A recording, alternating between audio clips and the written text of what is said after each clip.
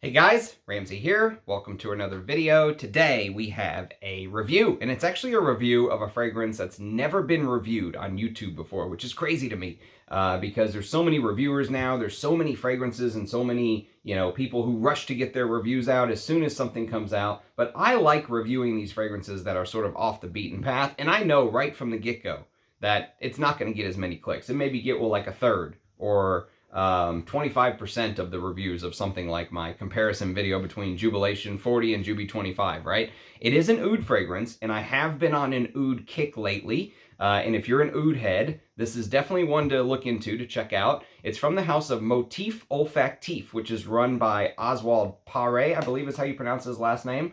Oz, basically, is what he goes by. He's a gentleman who used to have a YouTube channel, an amazing YouTube channel, actually. And if anyone knows the name of it, drop it in the comments. I forgot the name of his channel, but it's a good channel, especially if you like just listening to no-nonsense reviews, kind of like the ones that I do. But he stopped doing them years ago because he started to focus on his brand. And his brand is called Motif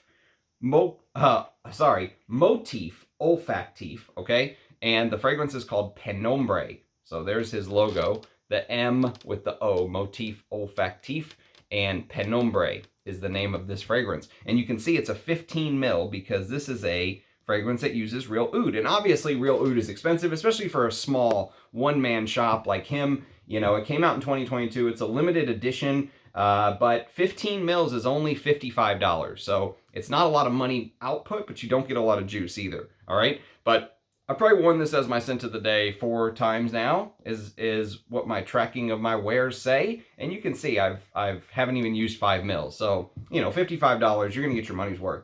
And I do spray pretty heavily when I spray. So we're gonna talk a little bit about this fragrance. But first, on my oud kick, I just want to point out that if you're into oud fragrances, over the last month, I've reviewed some amazing oud fragrances. I've reviewed Sherwood's Ambrosia, January Scent Project's Chengmen, which is the newest limited edition from January Scent Project. I have reviewed Assam, which is a limited edition from the house of Clandestine Laboratories. I did the Juby 40 versus Juby 25, Sunrise Set by Feel Oud, which is still available on their website, and Prinz Varuk, which I believe is also still available and has an oud note, and this one, which was also a limited edition we're going to be doing today, but it is still available on the Motif Olfactif website, which is just motifolfactif.com, and that's an F at the end, olfactif.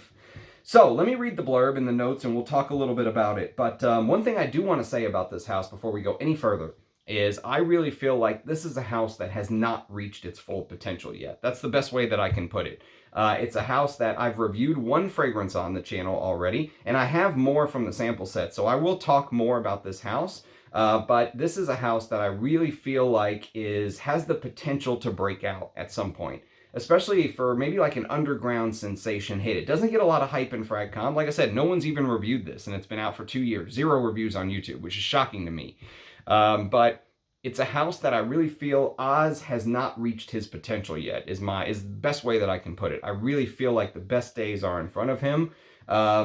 And let me read the blurb and we'll talk a little bit about kind of the fragrance and just his creating style, okay? So this is an eau de parfum concentration, 16% eau de parfum, and the notes are green mandarin, violet, rose de mai, ambergris, geranium, narcissus, red champaca absolute, vanilla CO2, orris, Thai oud, Hindi oud, hyraceum, sandalwood, and patchouli. And it says the intersection of light and dark, rays of light being intercepted and partially darkened, light being represented by a burst of violet and rose, elevated by citruses, having to fight to keep its place as darkness begins to set in with warm vanilla, deep rich woods, and animalic tones. Okay, so what's interesting is if you actually read the story on sort of his website where he talks about his natural progression in the fragrance journey, one of the things that he mentioned is that he wants to create fragrances that are wearable. That's one of the most important things to him, is that he wants to have complex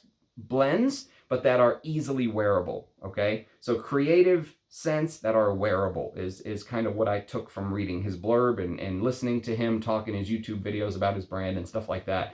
And so that focus on wearability, I really feel like holds the brand down just a little bit, because as a fragrance enthusiast, well, first of all, you're not going to go to Neiman Marcus and buy this, right? This is going to be purchased by the fragrance enthusiast. So I think that wearability factor of trying to market to the masses is not something you have to worry about when you have like a artisanal slash niche slash whatever you want to call these houses that are like one-man shop, right? Where he's blending the materials himself and all that stuff, right? And so I think you can take a little bit more of a chance. You can be a little bit more daring. And that's my biggest beef with the house so far, is everything I've smelled is really tame, all right? The ingredients smell good. The blend smells good. But with Oud being on the channel, you would think I would get up here and say, I absolutely love this. This is a steal at $55. And, you know, like I said, value for money I think is still high for what you get to experience this kind of fragrance. I actually had a sample that came in the sample set, and since I had a bottle, I gave it to a friend of mine who's been getting into fragrances lately, and he wore it for the first time last night, came to work today and said, man, that was an amazing, he's never smelled real oud. He's like, that was amazing. Thank you so much for sharing that. And I was like, man, if you like this, you are in for an absolute treat as you go on your oud progression journey. Because for me, this is kind of towards the bottom of some of the oud fragrances I've reviewed lately. And it's not that it's necessarily a bad fragrance, because I don't think it's a bad scent per se. I like the blend. But for me, as an animalic lover, when I see things like Hyraceum and Hindi oud and stuff like that, I'm thinking this is going to be my speed 100% in the fast lane. It's not. It is a very tame, it's a kitten, you know, it's not a tiger, it's a kitten. It's not going to scratch you, it's not going to hurt you. It's going to maybe gently purr. But basically, so I've been sitting on this review for a while because, you know, if you watch a lot of my channel, much of the feedback I get is from people who say things like, I love your passion, you're so passionate about it, it shines through your when you speak about fragrances and stuff like that. And this is one that I've had for a year now, all right? And I've never been able to build up sort of the passion to do a proper review on this, because it's not something that I got excited about, but on the other side, I'm not disappointed with my buy either, if that makes sense. I'm kind of right in the middle. And one of my buddies, who's a big oud head, we were talking about this the other day, and he said that he really wishes this fragrance were worse, so he could get it out of his collection and sell it, because he sells fragrances he doesn't like. He said instead, this fragrance is kind of right in the point where it's on the fence. You know, I can't sell it because it's not that bad, but it's not good enough that I kind of love it either. And I agree with him. It is on the proverbial fence for me as well. And I don't sell my perfumes. I keep all of them. But basically, when you first spray, what I get is I get a lot of florals. They come on my skin heavy. So I get a lot of the violet, the rose de mai, the geranium, and the narcissus and the red champaca. Okay, so the narcissus is that daffodil, certain type of daffodil, if you will. And the red champaca absolute really kind of shines on my skin, almost to the point where red champaca can come across as slightly fruity. All right, so when you smell it, it has this slightly deep floral fruity vibe, okay? Slightly tea-like, and it makes you almost think, because you know it's an oud fragrance, right? You know it's his limited edition with the rare ouds, and it's in the tiny bottle. Most of his bottles are big, right? So you're sitting here going, okay, here comes the oud, and you're hit with this hard floral. And the hard floral that kind of hits me feels slightly fruity. So the first couple times you're wearing this, you're probably thinking, okay, maybe it's like a fruity oud fragrance, or, you know, it's very hard to place, because I feel like you do get a fruity vibe, but it's coming from the florals is what I've kind of decided on. There is a Thai oud note in here that I guess could technically have, you know, those fruity touches, but I think the majority of the fruitiness is coming from those florals, is kind of what I've kind of settled on. All right. And so the champaca gives off that slightly tea-like sort of fruity vibe. And it's pretty prominent on my skin when you first spray. You will get a little bit of the green mandarin, but it just works as kind of like a, you know, landing strip to get you in, to move you in the right direction, right? The landing light, so you make sure you're heading at least towards the airport. That's kind of what the green mandarin does in this fragrance. It's not very prominent. It's more of just a supporting note. And then you start to get the heavier players. Now, it comes across as slightly earthy, slightly woody. Obviously, it's going to come across as woody. The patchouli and the oud combo gives off that woodiness, obviously. And the oud in this, what bothers me the most is I feel like the oud in here kind of starts to play this trick, right? It's almost like the oud plays peekaboo. That's not the note you want playing peekaboo in an oud fragrance, in my opinion. At least not for my way of liking a fragrance. Liking an oud-heavy composition, right? So the oud in here begins to play peekaboo. And what happens is some of these other fragrance notes, they're the ones that get elevated. He says things like, it's elevated by citruses and that, but really, to me, some of these other ingredients get elevated in front of the oud, right? So those rays of light being intercepted partially by darkness, I wish it was kind of the other way around. I wish the oud was what was sneaking in and intercepting some of these other notes, and you can enjoy the beauty of the oud. But the oud seems to like stand back. It's very shy. It's a very timid and shy and gentle oud, especially for a Hindi oud. I get almost no animalic bits, and the animalic bits that I get feel like it comes from the hyraceum, not necessarily the oud. Okay, that's kind of my prognosis, if you will.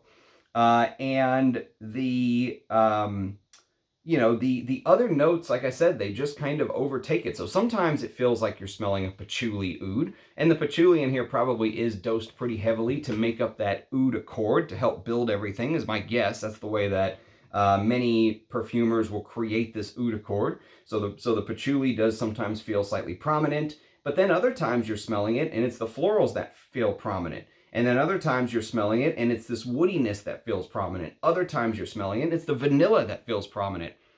And it just feels like, I wish those notes, which can be beautiful if blended properly, they just seem to overshadow the oud. What I was thinking, and this is just me spitballing here, I don't know anything about how much oud is in here. I don't know anything about the percentages or anything.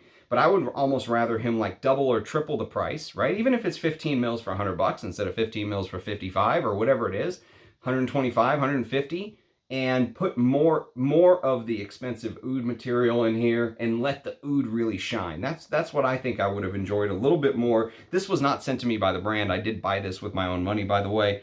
But it just feels like, from my personal experience, that, I wish that oud was a little more prominent. Now, the other thing, and this is a great example of how personal fragrances are, I actually wore this fragrance as my scent of the day whenever I went to go take my CFP last year in March. So 10 months ago, I wore it as my scent of the day. And I actually failed the CFP. It was a year and a half or whatever it was of studying, and I failed it. And so I have forever linked that memory of that terrible day with this scent, all right? And so, that is a very hard thing for me to overcome, because if you have a big collection, if you don't wear something for a while, you wear it on a certain memorable day and then you don't wear it for a bit, that scent memory is like linked in your brain. And that's exactly what happened with this. So already this is sort of, it's on the back burner. And so that's a tough thing for it to overcome. Now, that's one personal issue. And, like I was talking about with the oud here, it just feels like for an artisanal house, when you're paying this kind of money, I just want more. I'm not expecting it to be Sultan Pasha. I'm not expecting it to be Ensar Oud, but I wanted more from the oud. It didn't show me enough to make it worth even the $55 to me. I think if you're somebody who is just getting started, like you're going from, let's say, designers, and you want to go to these type of artisanal houses, but you don't want to go spend $300 on Ambrosia, or you don't want to go spend $300-400 on an Arise Ladore or a Bortnikov, or even more potentially on an Ensar, but you want to get an idea of what an oud composition might smell like without dropping a lot of coin. That is really where I think the value in something like Penombre will be. If you are already an oud head, if you're already deep in the game, that kind of thing, you'll probably think that you've graduated from this scent DNA. That's my guess, okay? And that is, I think, also why I feel like Oswald's best work can potentially be ahead of him, because I think if he takes this type of a composition and really learns from it, some of his future releases, I feel like they have the possibility to be amazing. But I feel like he really has to understand his the base of people who buy his fragrances and maybe cater to them a little bit more. Cater to the weird frag heads like us who like the heavy animalics, who like the heavier ouds, who like those kind of things. The wearability, for me, I don't know about you guys, but at least for me, wearability is not as much of an issue for me. I wear anything, anytime. I'll wear stuff like Mitzman to work. I'll wear challenging animalic stuff all the time. That doesn't bother me. But I'm more like to study and break down the blend, and this just doesn't give me a lot to smell is my problem. There's a lot of amazing notes in here, but when it's all comes together, it falls a little bit flat. I heard somebody give a comparison. I thought it was a brilliant comparison. They said all of the actors are on the stage, but it's almost like they're just standing there waving at you. They're not interacting with each other. The play isn't going on, right? There's no big event. The actors are all there. You get the orris, you get the Thai oud, the Hindi oud, the rose de mai, sandalwood, patchouli. And the sandalwood is nice. I will say that. The sandalwood smells very natural and nice when you get it here and there. But like I said, it comes and goes like many notes in this composition. But it just feels like all the actors are on the stage, but they're just kind of sitting there doing this. And I just need more. That's the thing. I just need more. Now, the other problem this has, and this may also be a personal problem for me, but I'm thinking about this as a floral oud, specifically almost like a champaka. Like the rose is pretty prominent as well, especially early on. Within the first hour or so, I think is when, the rose is most prominent, okay? So the rose is fairly prominent on my skin as well, but the champaka, when I think about a champaka oud, there is a champaka oud I reviewed on the channel from the House of Bortnikov called L'Heure Exquise. And it originally came out in 2018, then they discontinued it, then they re-released it in 2020. But either way, that is like the champaka oud. It's much more, the oud is much more front and center. It's Indonesian oud and Vietnamese oud. And it also has lots of resins, myrrh, and styrax, there's ambergris, which there's ambergris and penombre as well, but I don't really pick up this ambergris sparkle, if that makes sense. I don't really get that. It doesn't jump out to me on the skin like it does on some of these sort of indie fragrances or whatever you want to call them, artisanal fragrances. But the Bortnikov is much more spicy, and it's got a beautiful chocolatey note as well. It's like chocolatey, champaka, oud, ambergris, styrax, tolu balsam. It's like if I was going to buy a champaka oud, I would much rather go for L'Heure Exquise. But if you've never smelled that one, you may really like this. For me, I can't help but thinking, man, I wish I just used this money to buy a bottle of L'Heure Exquise, right? So there is a review on the channel. You can check it out. I don't think that type of fragrance will be for everybody. If you're someone who smelled some of Bortnikov's work, and you don't like that heavy cardamom, clove spiciness that he likes to do, which I actually really like that style when he does that type of perfumery, this actually may be your solution, because this kind of walks the same path, but it does it in a much more wearable aspect. And that goes back to, I think, what the brand was trying to do, the mission statement, right? Make interesting, unique fragrances that are wearable. And if that was really what he's going for, I think he hit the nail on the head with this. I think that does fit the bill. It's just, I am looking for more. I don't care about the wearability as much. And that's why for me, something like L'Heure Exquise, which I think is much more interesting, would be ahead of something like Penombre. So I know this is it's a tough review. And it's extra tough because this is one of those fragrances that I'm like, I mean, I don't love it. I don't hate it. I don't think it's bad, but I don't think it's very good either compared to some of the ouds I've been talking about on the channel. And that makes for a very tough review because everyone wants you to get up here and they want you to either sing its praises, trumpets blaring, or they want you to get up here and just bash the shit out of something and talk about how terrible it is. And, when the reality is probably 80% is going to be somewhere in the middle. Very rarely are you going to be blown away once you've smelled thousands of fragrances. That's just the way it is. And very rarely are you probably smelling something that deserves to just be absolutely shit on and called shite and all this stuff, right? A lot of stuff falls in that middle gray area, the middle of the road. But this is a true, I think, middle of the road, artisanal, niche house, whatever you want to call it, creation. It really doesn't move me, unfortunately. There's so many other ouds that I reach for. Even when I'm wearing this today, I'm like, man, I really would rather be wearing something else, but I'm wearing it for the review. But but it's hard to, you know, get passionate about doing a review that you say it's just kind of meh, right? It's not good, it's not bad, but it does have a strong point. And I think $55 for this, I think, is a great starter for somebody who wants to maybe dip their toe into the oud game. They don't want to go with something all animalic. They don't want the animalic Hindi oud, which I'm complaining about is missing in here, you know? They don't want something that's super challenging or hard to wear. They want that wearability, but they also want to get a feel for what a real oud fragrance feels like.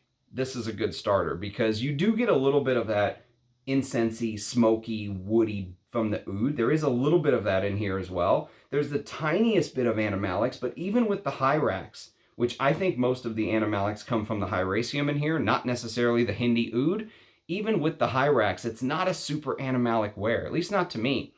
Not on my skin, but very unisex. Anyone can wear this. I think a man or a woman could easily wear this. So yes, I mean, if you have experience with this particular fragrance, I'd love to hear your thoughts. Or the house in general. If you know Oz's house, Motif Olfactif, if there's others from the house that I should talk about. The only one that I've discussed on the channel so far is the Chypre, which is called Murmur Chypre, which is a hell of a name, actually. And I think they're usually $150 for 100 mils, or 50 mils, excuse me. But I think that one's an extrait. This is an eau de parfum. So to be honest with you, I think I like Murmur Chypre even more than the oud. But I will try more from the house. There, I have the whole sample set for the most part. So I'll try to talk about more from time to time and mix them in. There's just so many fragrances to discuss and so little time is really what it comes down to. But if you have experience, let me know if there's some other oud fragrances that I should get my nose on. Do let me know what your thoughts are. You know, you can go to my playlist and you can go check out my Aries Ladore, my Bortnikov, my Ensars, my Sultan Pashas. You know, you can go check out all the different oud reviews, my Sherwood, and so forth and so on.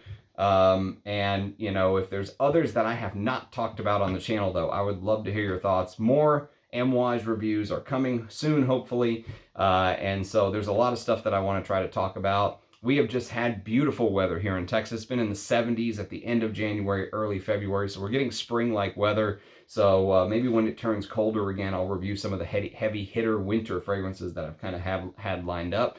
But yes, I'd love to hear your thoughts. Thanks to everybody who watches and subs and gives a thumbs up and all the stuff you guys do. We're coming up on 7,000 subscribers, which is crazy to think about because it feels like just 3 or 4 months ago, I got a congratulations, you hit 5,000 sub thing from YouTube. So now that we're coming up on 7, it's going fast. So we're not going to be able to celebrate every single one at this rate. But to everyone who's been here from the beginning and everyone who subscribes, I am grateful for every single one of you who are here and watches and interacts with me. It's a fantastic hobby. So I appreciate every single one of you. Cheers, guys. Talk to you soon. Bye now.